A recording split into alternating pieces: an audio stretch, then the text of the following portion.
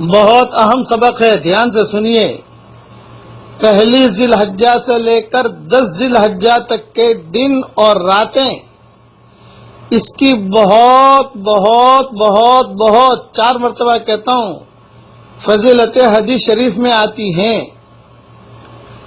حضور صلی اللہ علیہ وسلم نے فرمایا، عبداللہ ابن عباس رضی اللہ تعالیٰ عنہ کی روایت ہے کہ حضور صلی اللہ علیہ وسلم نے ارشاد فرمایا کہ دنوں میں سے کسی دن میں بھی بندہ کے نیک اعمال اللہ تعالیٰ کو اتنے محبوب نہیں جتنے کہ ان دنوں میں، یعنی پہلی ذی الحجہ سے لے کر 10 ذی الحجہ تک کے جو اعمال ہیں وہ اللہ تعالیٰ کو بہت پسند ہے، اس میں عبادت اللہ کو بہت پسند ہے۔ صحابہ نے عرض کیا، یا رسول اللہ صلی اللہ علیہ وسلم، کیا جہاد سے بھی افضل؟ آپ نے فرمایا، ہاں جہاد سے بھی افضل ہے، البتہ وہ شخص جو اپنی جان اور مال لے کر جہاد میں جائے اور شہید ہو جائے، بس وہ شخص افضل ہوگا، باقی کوئی افضل نہیں ہو سکتا۔ یہ حدیث بخاری شریف میں ہے۔ اور ابو ہریرہ رضی اللہ تعالیٰ عنہ سے روایت ہے کہ حضور صلی اللہ علیہ وسلم نے ارشاد فرمایا کہ دنوں میں سے کسی دن میں بھی بندے کا عبادت کرنا اللہ تعالیٰ کو اتنا محبوب نہیں جتنا کہ پہلی ذی الحجہ سے لے کر 10 ذی الحجہ تک میں محبوب ہے۔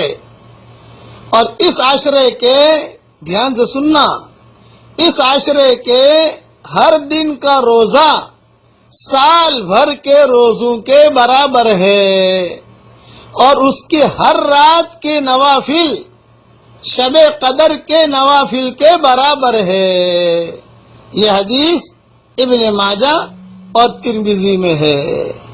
اس لیے بہت دھیان میں رکھنا، آپ نے اگر پہلی ذی الحجہ سے لے کر 9 ذی الحجہ تک روزے رکھ لیے تو آپ کو گویا کہ 9 سال کے روزوں کا ثواب مل گیا۔ 5 روزے رکھے، 5 سال کے روزوں کا ثواب مل گیا۔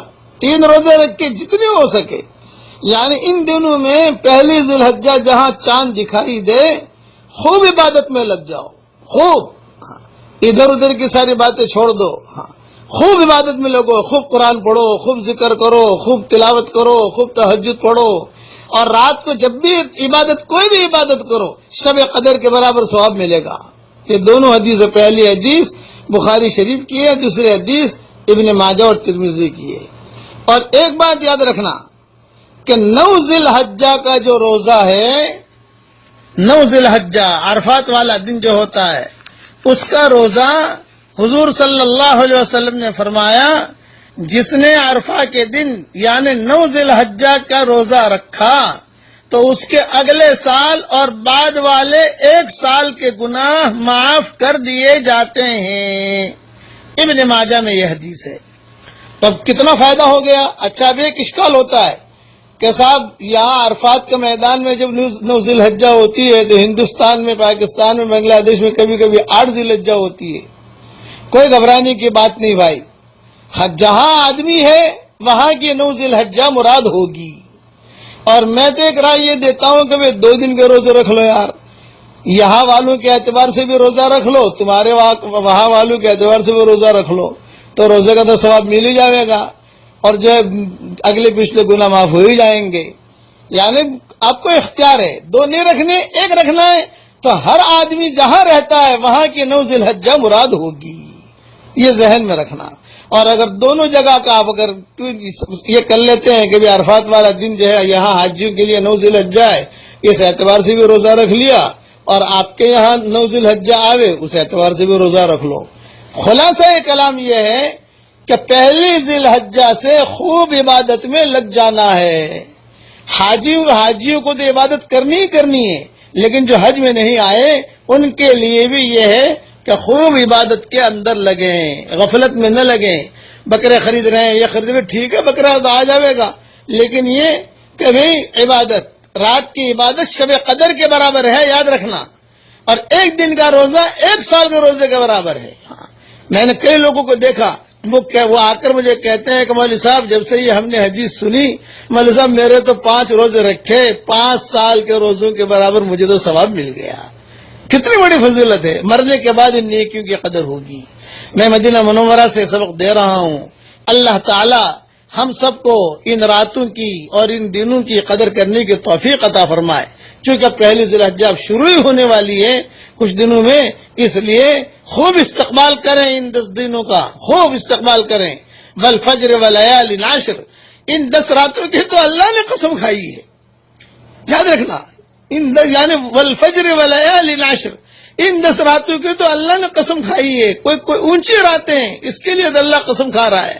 اس لیے اس کا خوب اہتمام کرنا. اللہ تعالی ہم سب کو عمل کرنے کی توفیق عطا فرمائے. آمین آمین. مدینہ منورہ سے دعا دے رہا ہوں کہ اللہ تعالیٰ مسلمانوں کی اس امت کو اے اللہ ظالم اور مظلوم بننے سے بچا لے. اس امت کو ظالم اور مظلوم بننے سے بچا لے. اس امت کو ظالم اور مظلوم بننے سے بچا لے. آمین.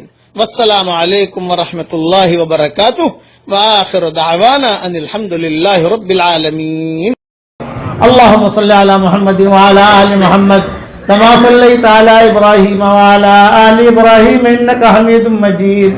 اللهم لك الحمد كله ولك المن كله لك الشكر كله ولك الملك كله لك الخلق كله ولك الفضل كله وإليك يرجع الأمر كله وإليك يصعد الكلم الطيب كله.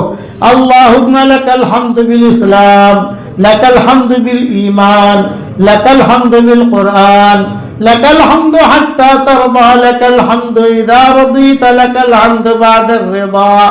اللهم آت نفوسنا تقواها وزكها أنت خير من زكاها أنت وليها ومولاها.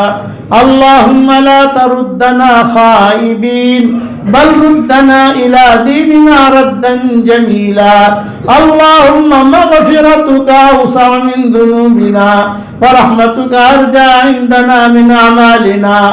اللهم اجعل القرآن العظيم ربيع قلوبنا ونور صدورنا وجلاء أحزاننا وذهاب همومنا وغمومنا وسائقنا وقائدنا إليك وإلى رضوانك وإلى جناتك جنات النعيم. اللهم اجعلنا ممن يقرأ القرآن فيرقى ولا تجعلنا ممن يقرأ القرآن فيشقى. اللهم اجعل ثارنا على من ظلمنا وانصرنا على من عادانا ولا تجعل مصيبتنا في ديننا ولا تجعل الدنيا أكبر همنا ولا مبلغ علمنا ولا إلى النار مصيرنا ولا تسلط علينا بذنوبنا من لا يخافك فينا ومن لا يرحمنا. يا حنان يا منان أدخلنا الجنة من باب الريان.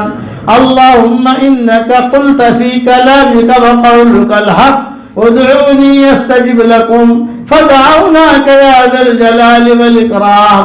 اللهم إنا نعوذ بك من زوال نعمتك وتحول عافيتك وفجاءة نقمتك ومن جميع سخطك برحمتك يا أرحم الراحمين. اے اللہ ہمارے گناہوں کو معاف فرما. اے اللہ ہماری خطاؤں سے درگزر فرما. اے اللہ پورے تالی پورا والوں کو قبول فرما. ان کے قرب و جوار والی بستیوں کو قبول فرما. جتنا مجمع آیا ہے ان سب کو قبول فرما. اے اللہ میری تشکیل پر جو روزانہ 100 مرتبہ سورہ اخلاص پڑھنے کی عادت ڈالے اے اللہ اس کی ساری دعاؤں کو قبول فرما. اس کی ساری پریشانیوں کو دور فرما. اور جس نے 5 لاکھ مرتبہ پڑھنے کا ارادہ کیا ہو اے اللہ اس کو پورا کرنے کی توفیق عطا فرما. اے اللہ جس کرم سے آپ نے ہمیں یہاں جمع کیا ہے تیرے اسی کرم سے جنت الفردوس میں تیرے نبی کے پڑوس میں ہماری قیامت تک کے آنے والی نسلوں کے ساتھ تو ہم سب کو جمع فرما دے. اے اللہ اگر آپ نے ہمارا نام سعید اور نیک بختوں میں لکھا ہو تو ہمارا نام انہیں میں لکھے رکھیو.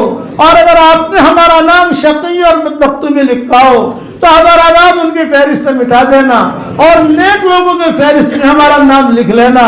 لکھنا بھی آپ کا کام ہے، مٹانا بھی آپ کا کام ہے، لوح و قلم بھی آپ کے پاس ہے۔ اے اللہ، وہ چیزیں جس کا لینے کا ہم ارادہ کرتے ہیں مگر آپ ہمیں دینا نہیں چاہتے، اے اللہ اس کی محبت ہمارے دلوں سے نکال دے، اس کا خیال نکال دے، اس گلی میں آنے جانے کو ختم فرما دے، اور وہ چیزیں جس کا لینے کا ہم ارادہ نہیں کرتے مگر آپ ہمیں دینا چاہتے ہیں اس کی محبت ہمارے دلوں میں ڈال دے، اور اس گلی میں آنا جانا عافیت سے ہمارے لیے آسان فرما دے۔ اے اللہ ہم سب کی جھولیوں کو ہدایت سے بھر دے، ہم سب کی جھولیوں کو امن و امان سے بھر دے۔ اے اللہ جو مجھے اپنی دعاؤں میں یاد رکھے میری ساری دعاؤں میں اس کا پورا پورا حصہ عطا فرما، اور اپنے فضل و کرم سے ہماری دعاؤں کو قبول فرما۔ سبحان ربک رب العزت عما یصفون وسلام علی المرسلین والحمد للہ رب العالمین۔ السلام علیکم ورحمۃ اللہ وبرکاتہ۔ اگر آپ حضرات چینل پر نئے ہیں تو چینل کو سبسکرائب، لائک، شیئر ضرور کریں تاکہ حضرت کے سارے بیانات اور وظائف آپ تک پہنچتے رہے۔ اللہ تعالی ہم تمام کو حضرت سے فائدہ اٹھانے کی توفیق عطا فرمائے، آمین۔